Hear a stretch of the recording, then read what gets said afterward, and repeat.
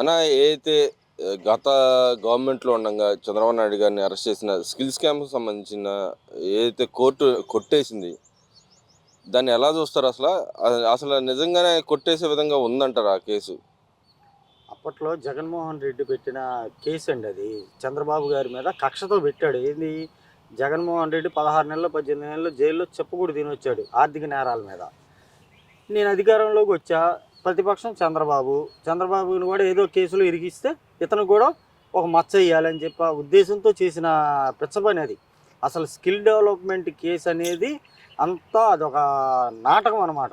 అంటే ఇక్కడ ప్రధానంగా వాళ్ళు నాయకులు శైలజనాథ్ మాట్లాడుతా ఉన్నాడు.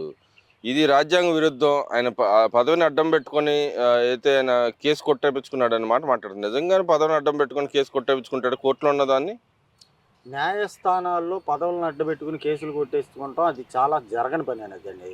కాకపోతే ఏంటంటే ఈళ్ళు ఇప్పుడు వైసీపీలో మాట్లాడుతున్నారంటే శైలజానాథ్ గారు ఎవరు మాట్లాడినా వాళ్ళు స్క్రిప్ట్ ఇస్తే ఆ స్క్రిప్ట్ ప్రకారం మాట్లాడటమే. అది రాజ్యాంగ విరుద్ధంగా మాట్లాడుతున్నామా, చట్ట విరుద్ధంగా మాట్లాడుతున్నామా అనేది ఆలోచించరాళ్ళు.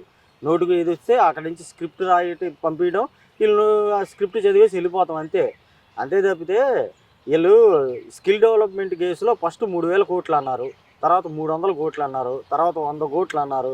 ఆ తర్వాత ఏమన్నారు ఎన్టీఆర్ ట్రస్ట్‌లో పడినయి డబ్బులు అన్నారు. ఏంటి ఇలాగ ఒక స్టాండ్ లేకుండా అదేంటంటే అర్ధంతరంగా చంద్రబాబుని అరెస్ట్ చేయాలి తీసుకెళ్లారు. 53 రోజులు లోన్ ఉంచారు. ఏంటి అదే ఈళ్ళకి శాపం అయింది ఎలక్షన్‌కి. చంద్రబాబు గారి మీద అవినీతి మచ్చ చేద్దాం అనుకున్నారు. ఈళ్ళకి జనాలు ఏం చేశారంటే ఓటు రూపంలో మొత్తాన్ని తొక్కి పడేశారు వైసీపీని. కానీ ఇంకా ఎందుకని పదే పదే రాజ్యాంగ విరుద్ధం అని చెప్పి ఎలా అసలు ఇది రాజ్యాంగ విరుద్ధంగా ఉంటదా? లేకపోతే కేసు కొట్టేసిన దానికి ఏమన్నా వేరే రకంగా వస్తదంటారా? ఏమండి ఒక అవినీతి జరిగిందంటే దానికి సాక్ష్యాధారాలు చూపియాలి. ఇంతవరకు ఒక్క రూపాయి సాక్ష్యం చూపియలా దానికి. ఇంక సాక్ష్యం చూపియలేనప్పుడు ఇంక కేసు ఎందుకు ఉంటది? వీగిపోద్ది కేసు. కేసు కొట్టేస్తది న్యాయస్థానం. దానికి ఒక సర్టెన్ టర్మ్ ఉంటది.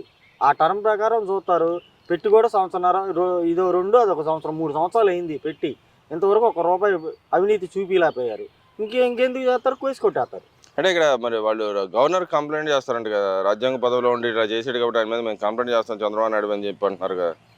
ఖాళీగా ఉన్నారండి ఈళ్ళు. గవర్నర్ దగ్గరికి తిరుగుతారు. ఏంటి కమిషనర్ దగ్గరికి తిరుగుతారు. అవసరమైతే ప్రధానమంత్రి దగ్గరికి వెళ్తారు. ఖాళీగా ఉన్నోళ్ళు చేసే పనులు ఇయ్యే. మరి అదేవిధంగా మొన్న హెచ్ఓడీల మీటింగ్‌లో చంద్రబాబు నాయుడు గారు దిశానిర్దేశం చేశారు. అధికారులకు దిశానిర్దేశం చేసిన దాన్ని కూడా మాట్లాడుతా ఉన్నారు. ఆయన ఏదైతే అభివృద్ధి తీసుకురావాల్సిన డబ్బులు తీసుకురాలేక ఇలా అధికారుల మీద మండిపడుతున్నాడని చెప్పి మాట్లాడుతున్నారు. నిజంగానే మండిపడుతున్నాడా? లేకపోతే అధికారులకు సూచనలు ఇచ్చి మన రాష్ట్రానికి రావాల్సిన నిధులు తీసుకురావడానికి ప్రయత్నం చేస్తున్నాడా ఆయన?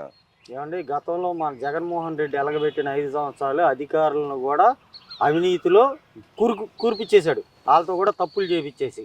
ఏంటి చంద్రబాబు గారు వచ్చిన తర్వాత అయన్నీ సెటరైట్ చేసుకొని ఆళ్ళకి మంచి మాటలు చెప్పి "అరే బాబు ఇలా చేయమాకండ్రా. ఇలా చేస్తే మీ భవిష్యత్తు దెబ్బతినేస్తది. ఇక్కడ కాకపోతే వేరే చోటకెళ్ళినా మీరు ఐఏఎస్‌లు, ఐపీఎస్‌లే గానీ మన పోస్ట్ మ్యాన్‌లు అవ్వరు కదా! ఇక్కడ ఉన్నంత సేపు ప్రజలకి సేవ చేయండి. జీతాలు తీసుకుంటున్నారు. కాస్త ఏంటంటే రాష్ట్రం శంకనాగిపోయింది. ఆ పాత్రలో మీరు కూడా ఉన్నారు అప్పట్లో. కాకపోతే ఇప్పుడు అయన్నీ పనులు మానుకొని ప ప్రజల కోసం పనిచేయండి. నేను పని చేస్తున్నా. నాతో పాటు మీరు పనిచేయండి. నాకు ఈ కార్యక్రమాలు కొద్దిగా ఫాస్ట్‌గా జరగాలి. రెవెన్యూ సమస్య ఉంది. రెవెన్యూ సమస్యని ఈయన చాలా సీరియస్‌గా తీసుకున్నాడు. ఎంతో కొంత సాల్వ్ అవుతుంది. ఏంటి ఇంకా కొద్దిగా స్పీడ్ పెంచమంటున్నాడు. ప్రతి పనిలో స్పీడ్ పెంచమంటున్నాడు ఆయన. ఆ స్పీడ్ తగ్గిస్తే ఊరుకోనన్నాడు.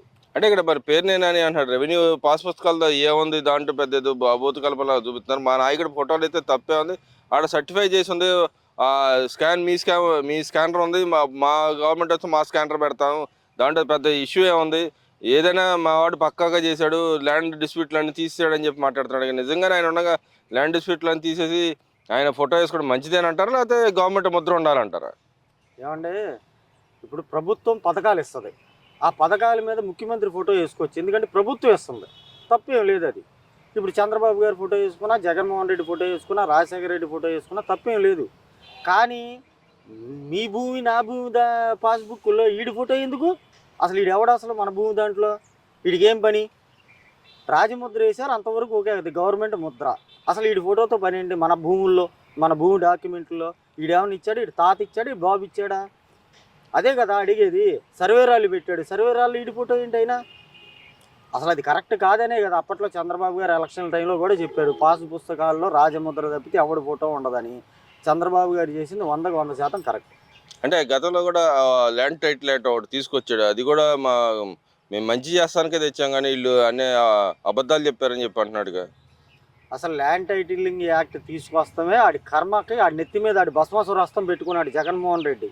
అదేంటంటే నెక్స్ట్ కూడా నేను వైనాట్ 175 అని చెప్పి ఒళ్ళు బలిసి ఏంటి కండకావరం మదమాత్సల్యాలతో ఉండి ఏంటి ఉండబట్టి జనాలు ఏం చేశారు, ఈడొచ్చాడు అంటే 100 గజాలు నా ఉంటే 50 గజాలు తినేస్తాడు. ఆ ల్యాండ్ టైటిలింగ్ యాక్ట్ ఉద్దేశమే అది.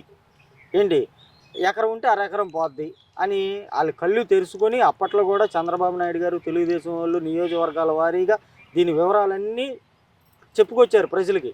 అర్థమైబట్టే ఈ చంద్రబాబు గారిని లోన్ వేయటం ఒకటి ఎఫెక్టు, ల్యాండ్ టైటిలింగ్ ఎఫెక్ట్ ఒకటి, అమరావతి ఎఫెక్ట్ ఒకటి, ఈ మూడు బాగా పనిచేయబట్టే వీడిని పైనుంచి కిందకి పాతాలని పడేసింది. కానీ ఇక్కడ అమరావతి విషయంలో వచ్చేప్పటికి నదీ గర్భంలో కడతా నీళ్ళు లేవు, ఓ పక్కన నీళ్ళు లేవు అంటాడు, ఇంకో పక్కన నదీ గర్భంలో కట్టారని చెప్తాడు. అసలు ఏది నిజం అంటారు? అసలు రాజధాని సీఎం ఇష్టం అంట కదా, ప్రజలతో సంబంధం లేదు, అక్కడ ఉన్న నాయకులతో సంబంధం లేదంట, ఆయన ఓన్ డెసిషన్ తీసుకుంటే ఎక్కడైతే అక్కడేనంట కదా. ఏమంటే సరే అతని మాటల్లోనే అనుకుందాం, వీడి ప్రజల కర్మగాలో రాష్ట్రం కర్మగాలో ఇంకోసారి ముఖ్యమంత్రి అయ్యాడు అనుకోండి, వీళ్ళు లోన్ వేస్తారు అవినీతి కేసులో, జైలే రాజధాని అయితే ఏంటి వీడికి మొత్తం అక్కడి నుంచే చేస్తాడా, జైల్లోంచి చేస్తాడా, సచివాలయం జైల్లో పెడతాడా, లేకపోతే శాసనసభ జైల్లో పెడతాడా, లేకపోతే సెక్రటరేట్ జైల్లో పెడతాడా? ఏంటంటే మెదడు పనిచేయట్లా, అధికారం పోయేటోడికి పిచ్చి పిచ్చి మాటలు. ఈడేమో రాజధాని ఏమో నీళ్ళు 3 రాజధానులు అంటాడు, ఆ సజ్జలగాడు వచ్చేసి అంటాడు అమరావతి రాజధాని అంటాడు. మరి వీళ్ళకే సరిగ్గా అవగాహన లేదు.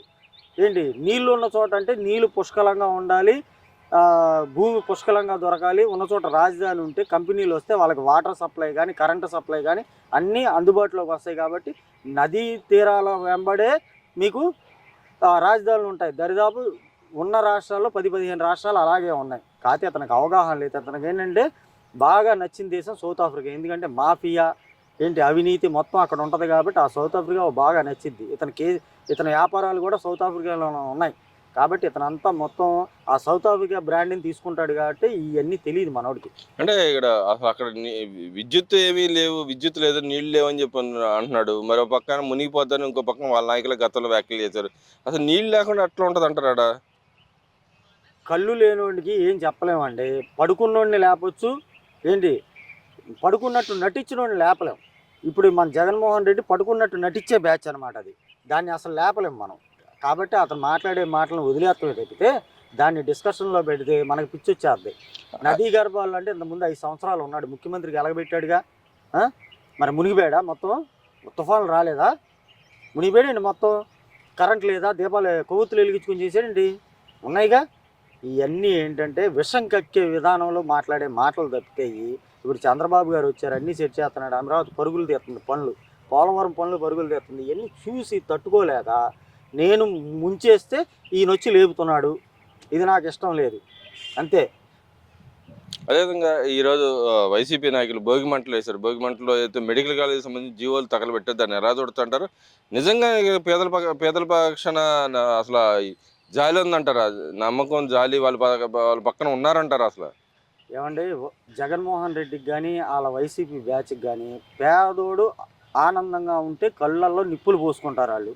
వాళ్ళ పద్ధతి ఏంటంటే మేము వేసే భిక్షతో బతకాలి పేదోడు, అంతే తప్పితే వాడంతటా వాడు వ్యాపారం చేసుకోకూడదు, వాడంతటా పని చేసుకోకూడదు, నెలకి ఏమొస్తుందని ఆశగా చూసుకుంటూ ఆ డబ్బులతో బతకాలనేది వాళ్ళ ఉద్దేశం. వాళ్ళ నాన్న దగ్గర నుంచి అదే. ఏంటి చంద్రబాబు గారు అలా కాదు, వాళ్ళంతటా వాళ్ళకి ఉపాధి కల్పించి వాళ్ళ కాళ్ళ మీద వాళ్ళు నడిచేటట్టుగా చేస్తాడు. అది ఇతనికి గిట్టదు. కాబట్టి ఇలాంటి ప్రజా వ్యతిరేక విధానాల్లో వీళ్ళు ఫస్ట్ ఉంటారు ముందు. అంటే ఇక్కడ ఆర్కే రోజే కూడా అంటుంది, చంద్రబాబు నమ్మద్దు, ఉచితాలంటే అసలు నమ్మద్దు అని చెప్పి అంటారు. నిజంగానే ఉచితాలు ఇచ్చి చంద్రబాబు నాయుడు గారు చెడగొడుతున్నారు జనాలు. ఈ మాలిగేదికి ఇంతకు ముందు మరి తెలియదా జగన్మోహన్ రెడ్డి ఎన్ని ఉచితాలు ఇచ్చాడు? ఏది 10 మందికి ఇచ్చి 100 మందికి లెక్కలో రాసుకున్నాడు. అవి ఉచితాలు కాదా? దీనికి ఏం లేదండి. 4 రోజులు పోతే ఇది లోనకి వెళ్ళిద్ది. ఏంటి లోనకి వెళ్ళేదాకా ఈ వాగుడు పోగుతుంది. ఏముంది, 4 రోజుల్లో మళ్ళీ రెడ్ బుక్లో పేజీ తెరవగానే ఇది చలో తిహార్ లా చంచలు కూడా. అంటే ఆ రెడ్ బుక్ మళ్ళీ తెస్తారా?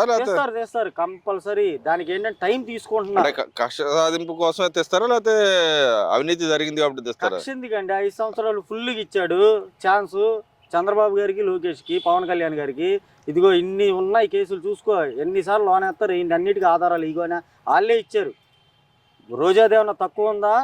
మా టీటీడీ పైన అవినీతి, దాంది టికెట్లు ఏంటి, ఏపీఐసిలో అవినీతి చాలా ఉన్నాయి, దాని మొత్తం వస్తాయి. కాదు ఏంటంటే కంగారు కైకు అంటారు చూసారా, అలాగ ఆగాలి కొద్ది గోపి పట్ట.